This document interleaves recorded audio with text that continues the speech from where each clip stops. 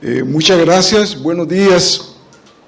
Siempre es una satisfacción para FOSDE poder participar de nuestras investigaciones, de nuestras reflexiones. Y en un momento como el que está viviendo el país, que siempre es cargado de conflicto, FOSDE quiere entregar un poco sus reflexiones para al mismo tiempo hacer un llamado respetuoso, pero contundente a que las partes que están tan conflictuadas con ciertos temas de orden fiscal, pues los puedan revisar y que pueda haber una situación más armoniosa y que en un plazo, ojalá corto, podamos tener una solución y que no estemos llamando tanto a la incertidumbre y al caos, que al final termina afectando a las personas más empobrecidas. De hecho, la información entonces que ahora vamos a compartir son datos frescos del día de ayer, 13 de marzo del 2023, y hacemos una conexión como efectivamente es íntima entre lo que son los datos de ejecución presupuestaria y lo que tiene que ver con el conjunto de las políticas económicas y particularmente con lo que tiene que ver con política fiscal. Sobre esa base, entonces, vamos a comenzar diciendo algo contundente. El presupuesto tiene un nivel de ejecución muy bajo, de apenas 11% al día de ayer. Aquí, pues, FOSDE no está culpando a nadie de manera directa, pero sí de forma indirecta podemos decir que el conjunto de las instituciones del gobierno tienen un ritmo muy bajo de ejecución que seguramente permitirá que al final del año haya un nivel de ejecución muy parecido al del año pasado y que terminen haciéndose ejecuciones de recursos públicos a las últimas semanas del 2023, posiblemente en cosas que no son las más urgentes y prioritarias sobre el país. El dato es concreto, es la suma de todos, pero vemos cuál es la ejecución del sector de administración central y cuál es el de administración descentralizada. El dato nos permite entonces identificar que históricamente, y lo hacemos como una pregunta, ¿realmente el presupuesto atiende las principales prioridades del país? Y la respuesta que toda la hondureñidad manejamos es que la mayor parte de ese recurso está orientado a pagar el servicio de deuda, intereses, capital y otras cosas. Pero por otro lado, no podemos esconder que buena parte de ese recurso es gigantesco y que la tendencia no es a que disminuya, sino que la tendencia es a que crezca. Pero también es razonable pensar que habiendo una pandemia, pues lo que tiene que ver con el presupuesto es, digamos, la mitad de lo que corresponde al servicio de deuda y bastante menos también lo que tiene que ver con educación, a pesar de que son miles y miles de centros escolares que están en situación deplorable, si no es que en una condición más crítica. De todas formas, se siguen priorizando otras cosas como entrega de recursos a las Fuerzas Armadas, etcétera, y uno se plantea, bueno, ante las circunstancias del país, ¿realmente estas son las prioridades que hay que atender? Esa pregunta tiene una respuesta pendiente por una gran cantidad de gobiernos hondureños y pareciera de que todavía no hay una solución. Sobre esa base le invito a que vea los cuadros, va a ser más fácil verlos desde ahí, de que también el presupuesto de la República no respeta la Constitución. Y de hecho, hoy nuevamente los fiscales han tomado las instalaciones del Ministerio Público y la respuesta es sencilla, porque no tienen la asignación presupuestaria que corresponde. igual en la Corte Suprema de Justicia, igual que en la Universidad Nacional Autónoma. Y con esto no estamos diciendo de que con mayor cantidad de dinero va a mejorar la administración de justicia, pero sí es posible definir una agenda más concreta, una agenda que permita facilidades de seguimiento y de que esa administración de justicia y de una asignación también de recursos potente a la Universidad Nacional resuelva buena parte de las dificultades. Reitero entonces, ni aún el Congreso Nacional respeta la Constitución de la República, y lo que diré en este instante es todavía probablemente más fuerte. Ni siquiera las instituciones afectadas, particularmente el Ministerio Público y la Corte Suprema de Justicia, hacen valer lo que la Constitución de la República plantea. Esto es importante decirlo porque si uno no se defiende a sí mismo, será muy difícil que venga la defensa desde otro lado. Con esto en mente, está claro que además del servicio de deuda, lo que más gasta, a pesar de que no es tanto la ejecución presupuestaria, tiene que ver con sueldos y salarios. Y uno dice, bueno, una gran cantidad de dinero, pero ¿cuáles son los resultados para las personas, especialmente para aquellas que no tienen suficiente alimento o ningún alimento en su mesa? Hay datos que ustedes van a poder verlos. De hecho, el servicio de la deuda, la tendencia normalmente es que año con año, a pesar de lo que apruebe el Congreso Nacional, tiene una tendencia a la subida.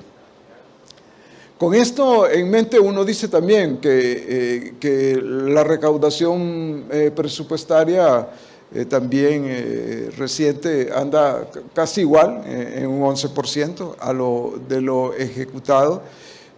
Sin duda hay más que hacer, y con el marco de incertidumbre actual, pues es muy probable de que esto tenga la tendencia a seguir siendo una recaudación baja. Evidentemente el SAR puede tener otras cifras. Aquí estamos ofreciendo las cifras de la Secretaría de Finanzas, que son las que nos permiten tener el dato actualizado al día de ayer.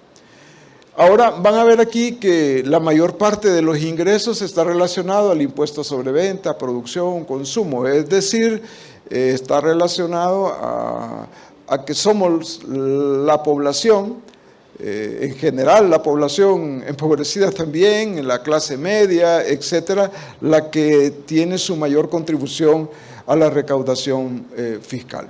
Están los otros datos de otros sectores, pero nos dice entonces muy claramente que en términos técnicos tenemos una recaudación que es la suma de una política fiscal que técnicamente denominamos regresiva. El dato que aparece ahora a continuación es lo que tiene que ver con financiamiento nuevamente del Banco Central. Afortunadamente no se tomó en cuenta una propuesta del año pasado orientada a tener $2.000 millones. Afortunadamente hay un poco más de sensatez en el asunto y sí se habla de una cantidad importante de dinero, lo que nos dice entonces también que el mismo sector bancario gubernamental está en la necesidad, alguien podrá usar otro verbo, de financiar el presupuesto de la República en cantidades importantes. Hay datos que ustedes van a poderlos tener en forma digital y que nosotros vamos a favorecer. Llamo su atención entonces al aspecto que es, digamos, primera plana, primera noticia, última hora, urgente, y es lo que tiene que ver con la propuesta de una iniciativa gubernamental relacionada con la equidad, relacionada con el tema de recaudación fiscal. Y aquí el asunto es muy simple. Nosotros creemos que hay muchos exabruptos, que hay muchos extremos. Lo cierto es que el régimen tributario que tenemos y las exoneraciones han beneficiado a pocas personas y familias, pero también ha habido la posibilidad de que otros sectores hayan podido recibir recursos y tal vez potenciar su actividad productiva. Pero lo concreto es que independientemente de lo que sea, lo que hay que hacer es revisar cada régimen de exoneración y luego revisar caso por caso. Una propuesta que FOSDE ha hecho por lo menos en los últimos 12, 15 años que creemos que sigue teniendo vigencia. Y aquí hay algo fundamental, hay que identificar el impacto para las finanzas públicas o para el gobierno hondureño como el impacto favorable en la población. Igual el impacto desfavorable para ambos sectores. Si esto no se hace y no se aplica la ley, si no se administra apropiadamente, va a ser muy difícil encontrar una solución. Pero hay algo que es real. Si esto no lo resolvemos pronto, el nivel de incertidumbre en el país va a hacer que se dañe notablemente la capacidad productiva nacional, el ambiente político y el ambiente de inversión. Esperamos entonces que la sensatez pueda estar a mano de todos los sectores interesados. Quiero con esto decir que ahí tiene usted algunos datos, los datos que usamos son oficiales y los certificamos, y esta es la posición del FOSDE. ¿Revisemos? Sí, revisemos, pero tratemos de hacerlo en un marco, ojalá de consensos, pero si no, por lo menos un marco de respeto mutuo. Aquí hay una aseveración muy fuerte de FOSDE, que lo hemos planteado a la comunidad internacional y al gobierno de la República. La pobreza en Honduras es sostenible. Y FOSDE quisiera decir lo contrario. Lo que en realidad estamos diciendo que a pesar de todo lo que se diga, de esfuerzos de muchos gobiernos, de políticas, etcétera, la pobreza sigue siendo muy grande. Y no hay, hasta el momento, ningún recurso que pueda decirse que la disminución del empobrecimiento pueda presentarse en el corto plazo. Aquí hay una necesidad de entrarle al tema de que sigue siendo extremadamente alta, más de 73%, todavía no están los datos del año recién pasado, pero de todas formas estamos hablando de una pobreza extrema muy grande y en donde la mayor parte de nuestra población tiene ese nivel de dificultades. ¿Qué quiere decir esto para FOSDE? Que la discusión pública de muchos temas no es la discusión pública que hay en el estómago de las personas o en la salud y en la vida de las personas.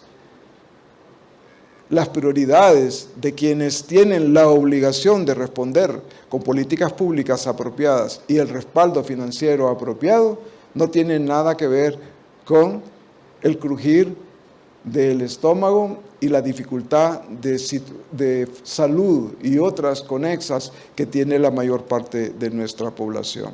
Es decir, hay un divorcio enorme entre el diseño y ejecución de la política pública con las necesidades de las personas. Sobre esta base, entonces, nosotros decimos que en nombre de la pobreza se ha invertido muchísimo. Y el dato ahí, 2010 al 2023, 545,000 millones de lempiras que supuestamente se han orientado a resolver los problemas de pobreza. Sin embargo, la pobreza sigue estando vigente. Por lo tanto, es evidente que los regímenes que hemos tenido de todo tipo, incluyendo los de carácter fiscal y monetario, no han logrado atenuar y ojalá disminuir notablemente el indicador de empobrecimiento que tiene el país. Voy ya casi terminando y aquí hay una afirmación que FOSDE se la hizo al G16 y al gobierno recientemente. La macroeconomía y la microeconomía hondureña descansan en las remesas y en los migrantes, no en las políticas públicas. Y esto es una aseveración muy fuerte que nos permite decir, bueno, el año pasado las remesas fueron 8.600 y tantos millones, casi 8.700 millones, y para que vean algunos cuadros, pero en realidad la inversión extranjera directa por la cual se diseña casi toda la política fiscal, más o menos un 10%. En otras palabras, la principal inversión que viene al país es la que generan nuestros migrantes. No necesariamente para grandes empresas, pero son las que resuelven, por ejemplo, que el exceso de importaciones que tiene el país pueda ser pagado. No recuerdo si tengo el gráfico, pero les doy una imagen de algo que me parece crucial. Las exportaciones hondureñas con suerte llegan a 6.000 millones, 5.800. Y en cambio las importaciones alrededor de 14.000 millones. Eso nos dice entonces muy claramente que si suma las exportaciones más las remesas, con eso es que se resuelve la gran cantidad de productos que traemos al país. Eso es en suma lo que queremos presentarles y lo resumo entonces en lo siguiente: baja ejecución presupuestaria, porque las prioridades presupuestarias distan mucho de las prioridades de la población. Eso hace que tengamos una pobreza sostenible, eso hace que también tengamos una macroeconomía y una microeconomía que no descansen en las políticas públicas, sino básicamente en el esfuerzo de los remesantes y por lo tanto en las remesas que recibe el país. Agradecemos y estoy en la disposición de responder aquí o en otro espacio.